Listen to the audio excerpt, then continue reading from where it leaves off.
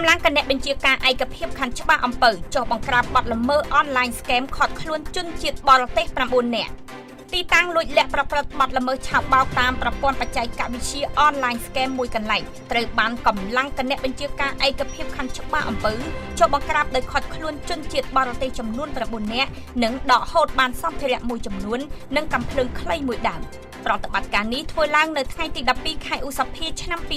2026នៅផ្ទះលេខ227ផ្លូវលំព្រែកជាងព្រំសង្កាត់វាលស្បូវខណ្ឌច្បារអំពៅរាជធានីភ្នំពេញដឹកនាំដោយលោកម៉ៅម៉ាណិតអភិបាលខណ្ឌច្បារអំពៅនិងដោយមានការសម្របសម្រួលផ្លូវច្បាប់ពីលោកទិនសុចិត្រាព្រះរាជអាជ្ញារងនៃអัยការអមសាលាដំបងរាជធានីភ្នំពេញជាលទ្ធផលក្រុមការងារចម្រុះបានត្រួតពិនិត្យឆៃឆេររកឃើញមនុស្សចំនួន9នាក់ជនជាតិចិនចំនួន8នាក់និងជនជាតិវ៉ាណូអាទូចំនួន1នាក់ព្រមទាំងដកហូតសម្ភារៈដូចជាទូរស័ព្ទដៃចំនួន41គ្រឿង laptop ចំនួន7គ្រឿងកាំភ្លើងចំនួន1ដើមនិងគ្រាប់កាំភ្លើងចំនួន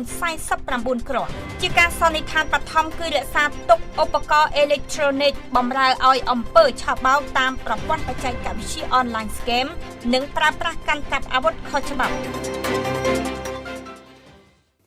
ពីនាងខ្ញុំចន្ទ្រា TV5 Online News